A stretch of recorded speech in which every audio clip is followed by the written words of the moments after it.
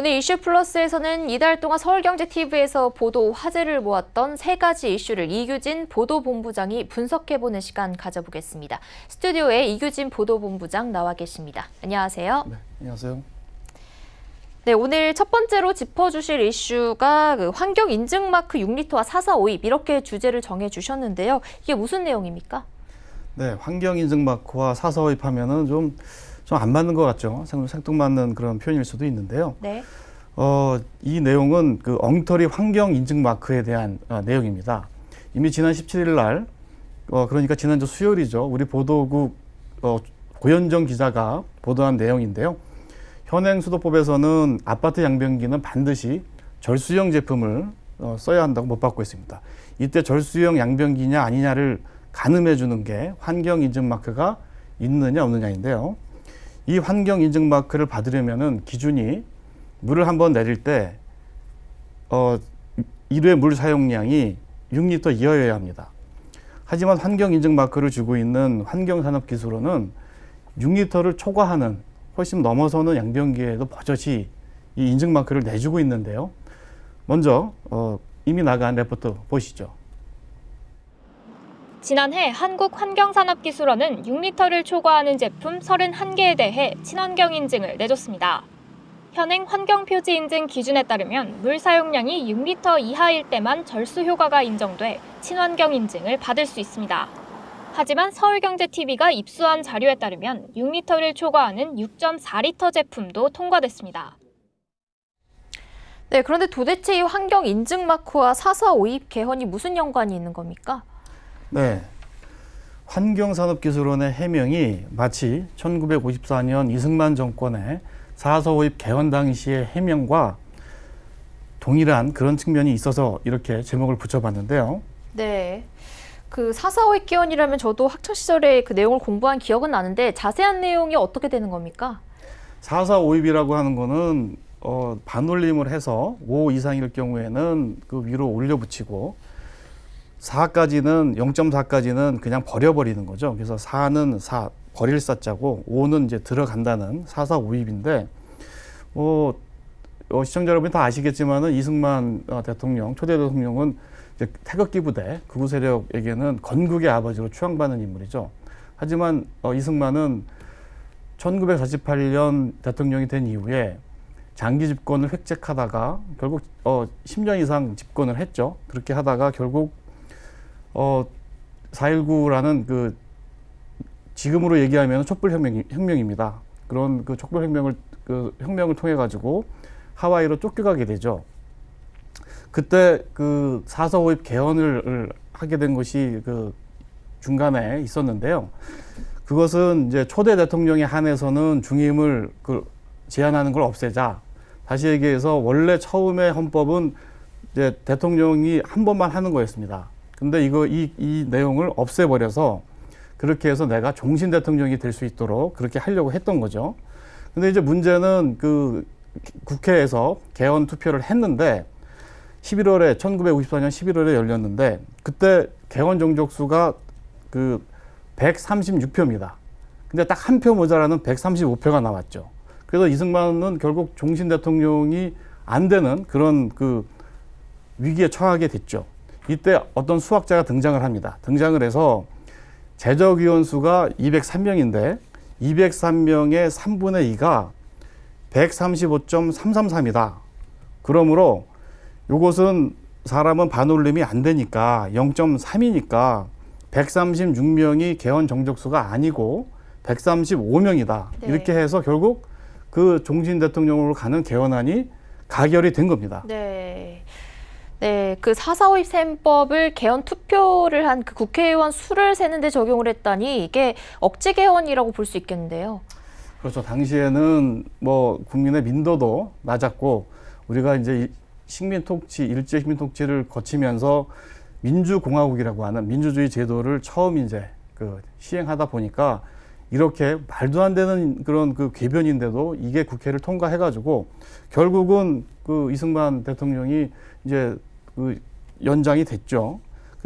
온갖 부정부패를 저지르다가 1960년에 3.15 부정선거를 거치면서 국민들이 들불처럼 일어났고 그것이 결국 4.19 이제 혁명, 4.19 의거라고도 하는데 그렇게 일어나서 국민들의 그 분노, 반대 이런 것에 직면한 이승만은 이제 하와이로 쫓겨가게 되죠. 그런데 이렇게 그 사서오입과 같은 그런 억지셈법, 다시 말하면 이제 억지 주장인데 이걸 지금 뭐 그로부터 한 60년, 70년이 지난 이 상황에서 환경부 산하의 환경산업기술원이라고 하는 곳에서 이걸 그대로 답습하고 있습니다. 그걸 주장하고 있는데 무슨 얘기냐면은 왜 6리터까지만, 6리터 이하만 친환경 마크를 줘야 되는데 6.4리터는 왜 줬느냐? 이렇게 이제 물어봤더니 6.4리터에 0.4는 사서오입으로 해서 0.4는 버리는 거다. 그러니까 6.4나 6리터나 똑같은 거다. 이렇게 주장을 한 거죠. 네. 이러는 걸 보면은 참 이게 지금 이 2019년인데 촛불혁명으로 또 탄생한 이런 정부이기도 한데 어떻게 이런 그 사서오입 주장을 하면서 이렇게 그 환경부 산하 공기관이 이렇게 일을 하고 있는지 좀 화가 나기도 하고 개탄스럽기도 합니다. 레포트 보시죠. 저희가 보는 유효수자는 그냥 정수란 말이에요. 6. 네. 6.0이 아닌. 네. 그렇기 때문에 6.45를 받아도 6인 거죠. 네, 환경산업기술연구원 측 얘기를 들어보니 뭐 안타까운 역사도 되풀이되는 게 아닌가 그런 느낌까지 듭니다. 환경산업기술원은 뭐 하는 곳입니까? 네, 환경부 산하 준정부기관으로 설립된 곳인데요. 2009년도죠. 설립 목적은 환경기술 개발 그리고 환경산업 육성 등입니다. 기관 수장으로는 행정고시 30사회 출신으로 환경부 대변인을 지낸 난광희 원장이 있는데요. 그러니까 환경부 관료가 뭐 낙하산으로 내려온 그런 전형적인 모습입니다. 네. 그렇다면 이 환경부와 환경산업기술원에 대해서 감사가 좀 필요하지 않나라는 생각이 드는데요. 네, 그렇습니다. 이 관련 기업들은 강제로 환경인증 마크를 따야만 양변기를 아파트에 넣을 수 있으니까 그 관련 비용이 이제 당연히 어쩔 수 없이 이제 그 비용을 써야 되는데요. 그게 이제 업체당 한 수천만 원 정도 이렇게 듭니다. 그런데 문제는 이렇게 엉터리로 환경인증 마크를 이렇게 주고 있으면은 내가 한 번 물 사용량이 6리터 이하인 그런 기술을 개발한 그런 데들은 그만큼 비용을 들여가지고 하고 있는데 6.4, 9리터 이렇게 더 많은 물 사용량이 나오는 예를 들면 중국산 이런 것들이 많이 들어와 있거든요. 그런 데들도 똑같이 환경인증 마크를 받으니까 악화가 양화를 구축하는 그런 모양새가 되는 거죠. 그래서 이런 준조세 성격의 인증 비용을 받아서 운영하고 있는 환경산업기술원이 인증마크 매출을 수입을 더 올리려고 이렇게 엉터리로 마크를 남발하고 있는 게 아닌가 이런 의심이 들 수밖에 없고요. 그래서 이런 사안의 심각성을 감안해서 환경부 등을 후속 취재할 그런 예정입니다. 네. 네, 후속 취재 기대해 보겠습니다. 그럼 다음 이슈는 무엇입니까? 예, 다음은 이제 땅콩 주택인데요. 땅콩 주택이라고도 소형 주택을 많이 들어보셨을 텐데, 이 얘기는 서울 광진구 자양동의 한 아파트 단지 옆에 조그만 5평짜리의 땅이 있는데 거기다가 땅콩 주택을 짓는 그런 얘기입니다. 이 레포트는 저희가 4월 5일 날 보도를 했는데요. 이게 현재 그 유튜브에서 무려 36만 회의 조회를 기록할 정도로 큰 그런 관심을 받고 있습니다. 네. 먼저 5일 보도된 레포트를 먼저 보시죠. 서울 광진구 자양동의 한 아파트. 담장을 따라 삼각형 모양의 땅에 공사 자재가 놓여 있습니다. 평소 아파트 주민들이 꽃을 심고 가꿔오던 화단인데 약 5평에 불과합니다. 한 사람이 눕기도 버거워 보이는 이곳에 3층 건물이 들어오는 겁니다. 단지 입주민에 따르면 연립주택촌이었던 이곳은 지난 1996년 아파트로 재건축됐습니다. 당시 한 주민이 1,000만 원의 땅을 산 뒤 아파트 분양권을 요구했지만 받아들여지지 않았고 결국 이 땅만 두고 아파트가 들어선 겁니다. 네, 흥미로운 보도였는데요. 이 보도 영상이 유튜브에 올라가고 나서 한 달도 안 돼서 36만 조회를 기록했다는 건 그만큼 화제를 불러일으킨 것 같습니다. 맞습니다. 이렇게 유튜브에서 큰 반향을 불러일으켰던 그 이유를 저희가 댓글을 좀 이렇게 분석을 해보면서 이렇게 알아봤는데요. 먼저 이게 알박기냐 아니냐 이런 논란이 먼저 불거졌습니다. 그런데 저희가 취재를 해보니까 알박기는 아니었습니다. 왜냐하면 당초에 이 땅 주인이 이 땅을 샀던 사람은 5평을 사가지고 아파트 단지 지을 때 알박기를 시도를 한 거죠. 그랬는데 아파트 시행사가 그 5평 땅을 안 사줬습니다. 평당 한 1,000만 원에 팔아겠다고 하는 걸 안 사줬죠. 그래서 이제 결국은 알박기는 실패했죠.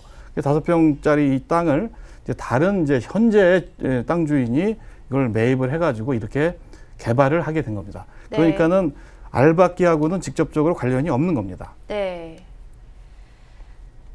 네, 알박기는 아닌 것으로 이제 판명이 났는데 그렇다면 이 조그마한 5평 땅에 건물을 짓는 게 건축법상으로는 문제가 없습니까? 네, 문제가 전혀 없습니다.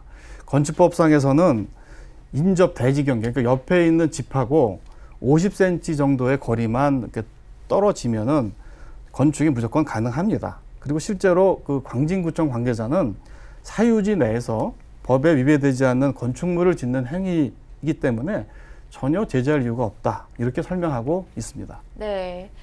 그럼 이 조그만 부지에는 어떤 종류의 건물이 들어서게 되는 겁니까?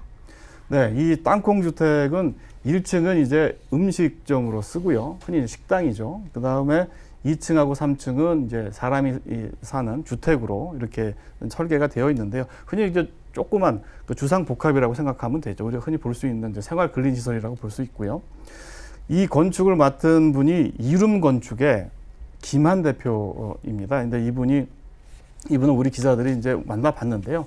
이 김한 대표는 작은 땅이지만 알뜰하게 집을 지어서 서울의 주택난을 해소하는데 나름 기여하고 있다. 이렇게 자부심을 갖고 있다고 합니다.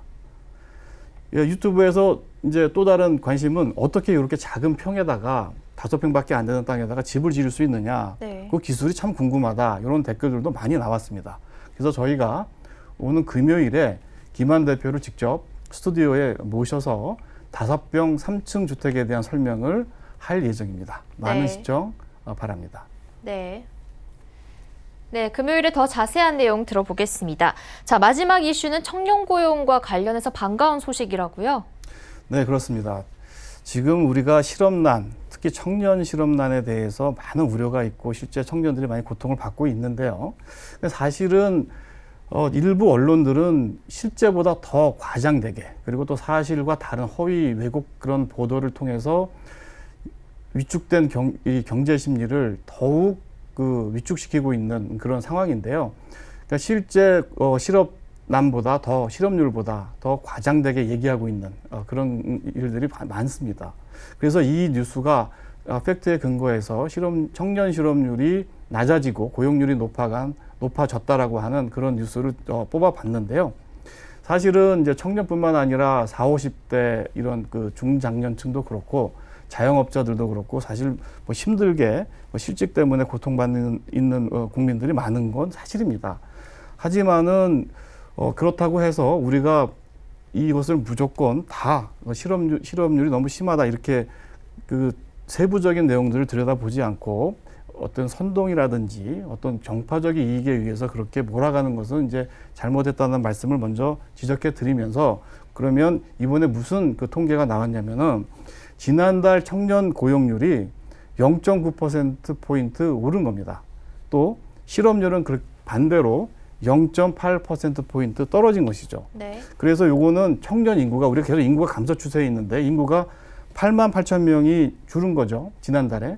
그랬는데 취업자 수가 4만 3천 명이 늘어나서 반가운 소식이 아닐 수가 없습니다. 네. 또 이런 그 고용의 양적 지표뿐만 아니라 질적 지표도 상당히 개선되고 있는 모습인데요.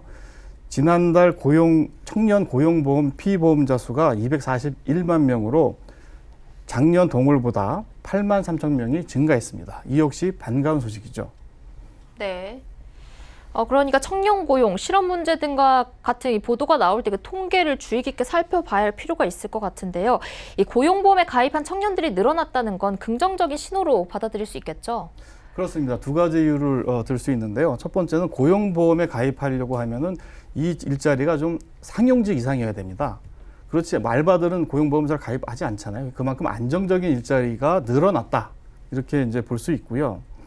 그다음에 또 하나는 고용보험에 청년들이 가입이 많이 됐다라고 하는 것은 그만큼 고용보험이라고 하는 사회 안전망 속으로 청년들이 들어왔다.